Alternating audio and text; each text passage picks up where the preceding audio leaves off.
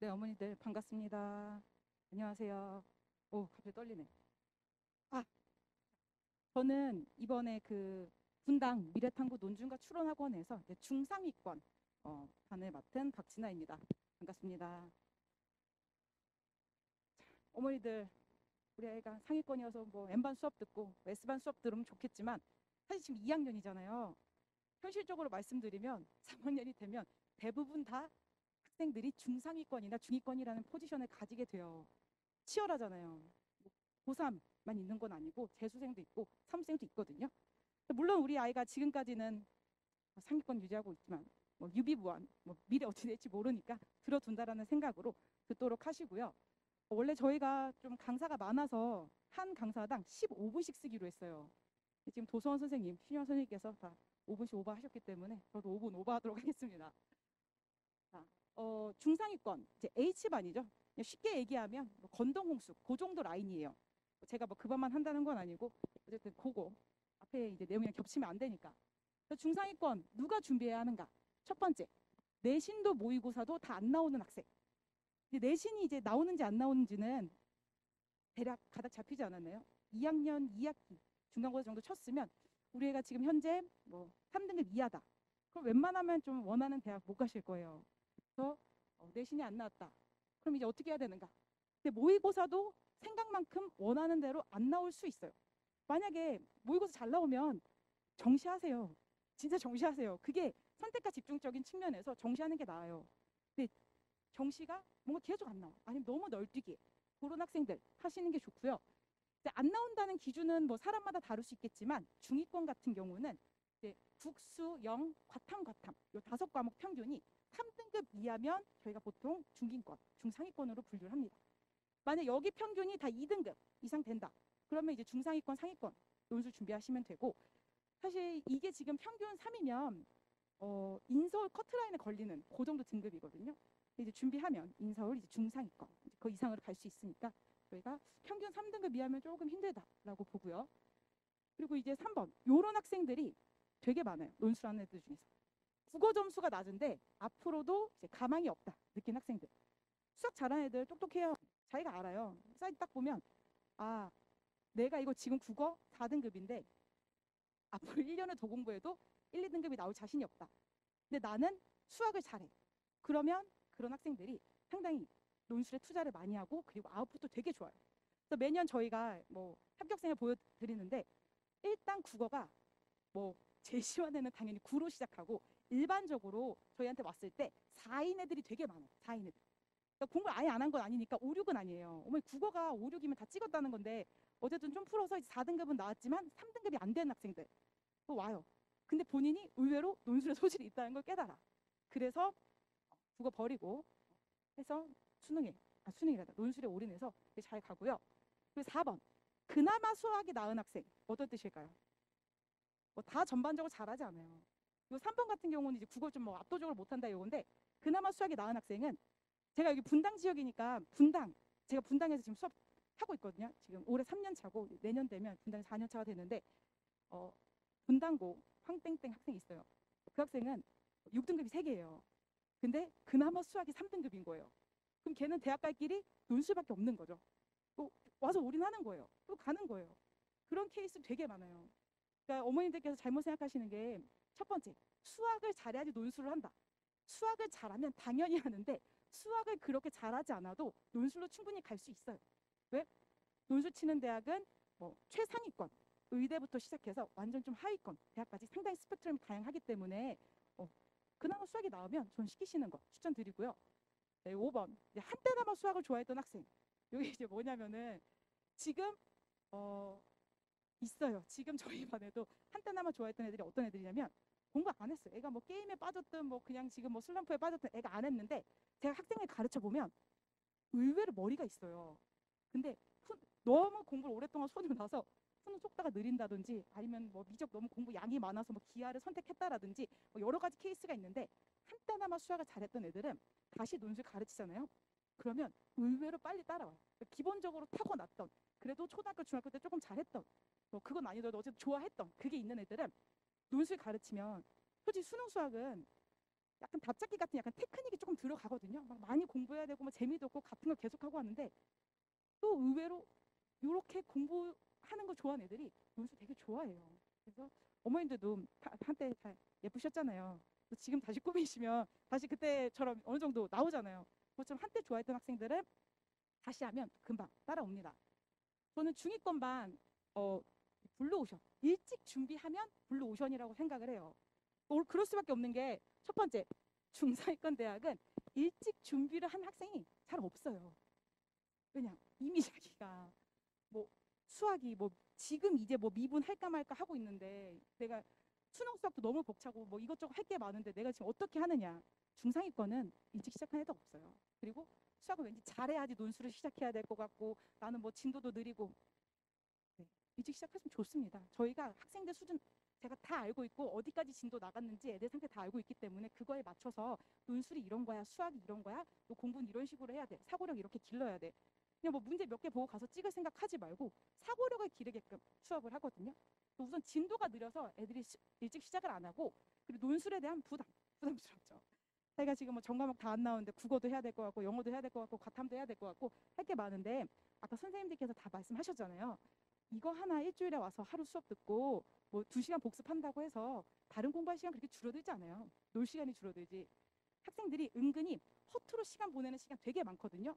유튜브 하고 뭐 진짜 뭐 친구들이랑 놀고 뭐 간식 먹고 은근히 실제 공부하는 시간은 생각보다 되게 작아요. 그래서 저는 습관이 되게 중요하다고 생각을 해서 어머님들한테 진짜 추천드리는 게 그냥 뭐 논술도 하나 하는 거구나. 그래서 일요일 뭐 토요일 하루 날 잡아서 와서 3시간 듣고 아 수학을 이런 식으로도 물어볼 수도 있구나. 그렇구나. 뭐 꾸준히 준비하면 정말 좋은 아웃풋 많이 나오고요. 수학에 대한 자신감 부족한데 상위권 다 잘 못해요. 잘하면 상위권 갔어요. 그래서 다 비슷비슷한 친구들하고 해서 일찍 시작하는 거 추천드리고요. 요거 제가 방금 말씀드렸지만 수학을 잘하는 학생이 많지 않으면 뭐가 유리할까요? 당연히 일찍 시작한 애들이 유리하죠. 뭐 비유가 적절하지 않을지 모르겠지만 그 기분 나빠지면 들으세요. 한 번이라도 더 보면 무조건 유리해요. 제가 우리 학생들 귀엽게 서당계라고 얘기를 하거든요. 서당계 3년이면 풍어를 읊는데 여름방학에 와가지고 그냥 잠깐 듣고 아 이런 내용이구나 라고 해서 가서 시험을 칠 거면 어느 정도 수학을 해야 돼요. 근데 중위권 같은 애들은 그렇게 스스로 내버려 둬서 막 잘할 수 있는 학생들이 많지 않아요. 그 정도였으면 이미 상위권으로 들어가 있는 거거든요. 중위권 애들은 계속 족쳐가지고 이 내용 나오니까 공부해 해 정말 그렇게 계속 시켜야지 이거 봤던 것 같은데 아 맞아 이거 그 내용이었지 그런 식으로 받아들인단 말이에요. 하나를 가르쳐서 하나를 알면 천재예요 어머니. 하나를 가르쳐서 하나를 몰라요. 한 10번 정도 가르쳐야 맞아 저랬지 이렇게 얘기를 한단 말이죠. 그래서 저는 어차피 다 그렇게 잘하는 집단이 아닌 이 상황에서는 무조건 먼저 준비하고 무조건 한 번이라도 본 애들이 확실히 나아요. 너무 재밌는 게 1월 달부터 시작하는 애가 있고 여름방학 시작할 때가 있거든요. 이제 1월 달 학생들 보면 제가 이제 올해 내가 처리해야 될 학생이거든요. 어떡하지 해서 막 열심히 가르쳐요. 그러면 그게 진짜 상태가 안 좋았는데 여름방학 시작할 때쯤엔 어느 정도 형태를 갖추고 있어요. 그럼 또 여름방학에 들어오죠. 그럼 또 그래. 그럼 또 걔가 그나마 나아요. 이상하게. 그래서 또 그렇게 막 끌고 가요. 그래서 그래 어떻게든 해야지. 막 열심히 또 가르쳐요. 그러면 얘네를 어떻게 붙이지 않는데 딱 파이널 들으러 애들 오는 시험지 보잖아요. 그러면 이런 애들이랑 같이 시험 치니까 우리 애들이 붙는구나.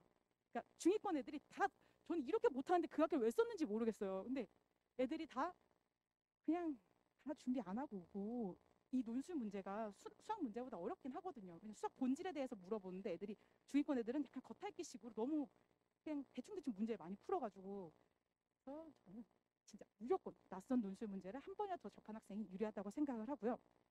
그러면 중위권 어떻게 준비해야 되는가? 제가 이렇게 약하는 사람은 아닌데 중위권 수업은 제 수업 들으면 준비 다 됩니다. 정말로. 왜냐하면 제 수업은 중위권에 특화되어 있는 수업이고 그 학생들이 어떻게 해야지 합격을 하는지 잘 되어 있어요. 우선 저는 단계별 계단식 접근, 그리고 반복 심화 학습 시스템 요거를 이제 수업할 때 되게 중요하게 생각을 하는데요. 무슨 얘기냐? 논술에 아까 선생님들 다 말씀하셨지만 나오는 빈출 주제, 교과서에서 있는 내용 나오는 거예요. 그러니까 수능에 나오는 게 아니라 당연히 교집합은 있겠지만 중요한 내용이 나오는데 그 내용을 한 번 해서 우리 아이가 풀 수 있으면 좋겠지만 그렇지 않단 말이죠. 그래서 저는 수업할 때 우선 교과서 문제로 내용을 설명을 해요. 예를 들어서 수학적 귀납법이 이런 거야 라고 하고 교과서 문제 풀리죠. 그럼 애들이 아 수학적 귀납법이 저런 거구나. 그리고 쉬운 문제를 풀리기 때문에 이해도 쉬워요. 뭐 그냥 내용만 얘기해 주는 것보다 예를 들면 훨씬 쉽잖아요. 그래서 학생들이 이해를 해요. 그러면 그 다음에 학생들한테 문제를 또 풀려요. 저는 하루에 상반기에는 그렇게 많은 주제를 다루지 않아요. 아까 그 선택과 집중이 있었는데 한 주제 하나에서 두 개 해서 그것만 조져요. 왜? 그거라도 제대로 맞으면 합격을 하는데 애들이 중위권 애들은 이것저것 많이 해주면 맞아 그런 게 있었지라고 하지만 다 까먹거든요. 한 번 할 때 한 주제로 막 이렇게 한눈만 팬다처럼 막 하나를 이렇게 조져야지 그게 머릿속에 들어가요. 그래서 논술 문제 또 시켜요. 이 문제는 다 논술 문제거든요. 근데 생각보다 바로 풀리면 상위권 애들도 잘 못 푸는데 이 문제를 풀고 똑같은 개념이 쓰이는데 식만 살짝 복잡해진 논술 문제예요. 그러면 푸는 학생도 있고 조금 못 푸는 학생도 있겠죠. 그래서 뭐 푸는 학생은 풀고 못 푸는 학생은 못 풀고 그 다음에 이런 거구나 또 설명을 듣고 실전 모의 논술을 치죠. 그럼 얘들만 엄청 풀려고 막 노력을 해요. 집에 엄마한테 점수 날라고 하니까 열심히 풀어요. 근데 똑같은 주제예요. 똑같은 주제. 내 수업 시간에 했던 것보다 살짝 더 업그레이드 시켜서 단계별로 접근을 시켜요. 그럼 단계별로 쭉쭉쭉 따라오는 학생이 있죠. 그런 학생들은 상위권 반을 올려보냅니다. 잘하는 학생.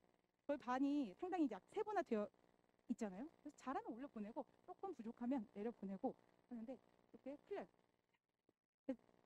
근데 받아들이는 게 좀 느려요. 그날 배워서 그날 풀 수가 없는 학생이 할 수 있죠. 그래서 일주일 동안 숙제를 시키고 복습을 시켜요. 그럼 애들이 다 숙제했다고 하거든요. 딱 보면 알아요. 이거 다 보고 베꼈고 그냥 대충 따라 썼구나. 근데 뭐 해오긴 해야 하는데 제가 그걸 뭐 넌 다 봤으니까 F 이럴 순 없잖아요. 그래서 검사 어떻게 하냐면 다음 시간에 수학적 귀납법 다시 내요. 되게 무난한 걸로 내요. 복습을 했으면 풀 수밖에 없게 돼요. 이거 물론 본인도 알아요. 본인이 다 뺏겼다는 거. 제가 너 답을 뺏겼지 대충 썼지 조질 필요도 없이 그냥 너 이거는 제대로 이해했으면 풀 수 있을 텐데 왜 못 풀었을까 하면은 스스로 이제 반성을 하고 내가 대충 공부했구나 느끼는 거죠. 이런 식으로 요거 뭐 아까랑 같은 내용인데 시간이 몇 분 지났나. 우선 기본 개념 설명을 하죠. 요건 이제 논술 문제는 어떤 얘기냐면 논술에 되게 잘 나온 주제예요. 어떤 정적분 요 넓이랑 여기 있는 직사각형의 합이랑 누가 더 크냐. 이거 물어보면 할 것 같죠? 못해요. 그럼 한 번 더 풀려요. 이거 풀 것 같죠? 그거 못해요. 한 세 번 정도 하면 좀 잘하는 애들 해요. 좀 잘하는 애들 하고 그래도 여전히 못하고. 근데 논술이 올해가 23년인가? 시립대 시험 쳤잖아요. 시립대에서 이거 또 나왔어요.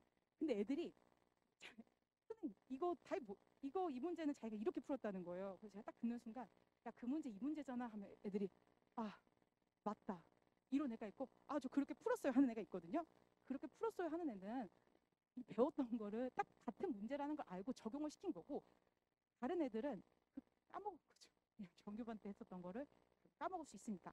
또 최대한 안 까먹게 하루 날 잡아가지고 한 주제에서나 두 주제 그거 이제 집중적으로 케어하고요. 논술 문제 교과서에서 나오고 비슷한 문제 계속 나오고 이 학교에서 나왔던 거 저 학교 나오고 저 학교 나오기 때문에 빈출 주제 거의 정해져 있어요. 그리고 빈출 주제 그거를 이제 꼭 맞게 하자. 이게 이제 중위권 수업의 특징이고요.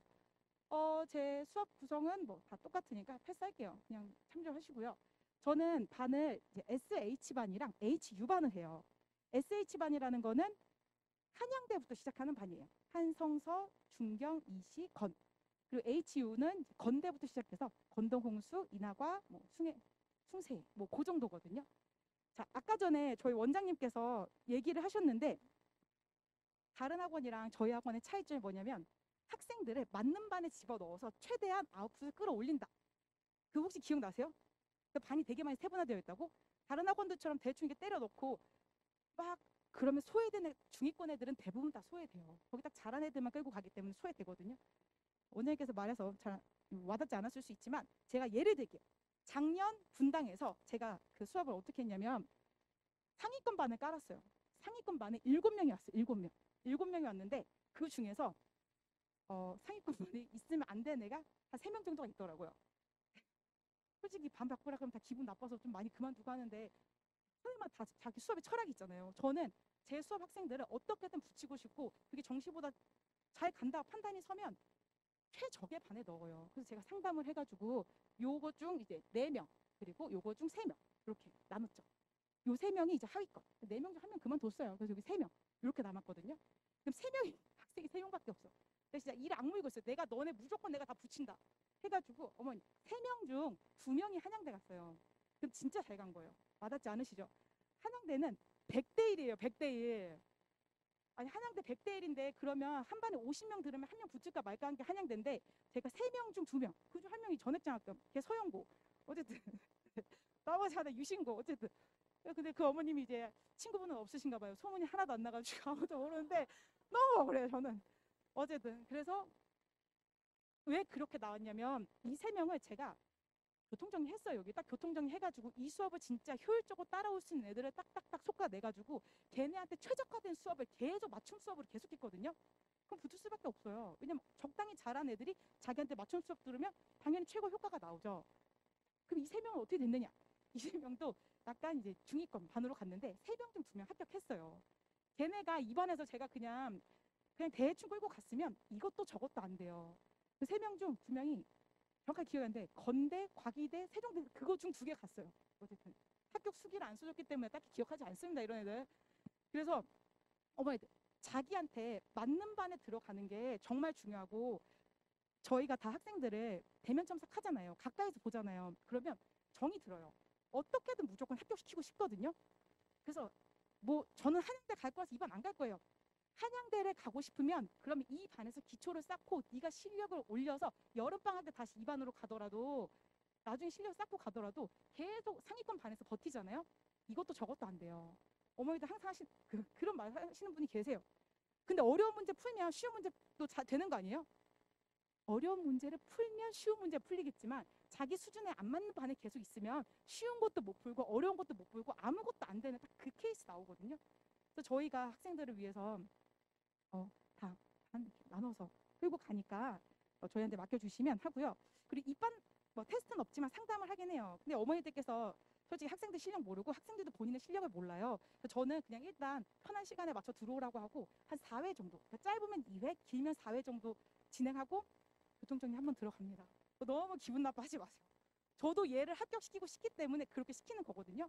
입안에서 잘해서 올라가면 되는 거니까 전반 하라고 해서 너 갑자기 그만두고 그러지 마시고 네, 저 믿고 맡겨주도록 하세요. 네, 감사합니다.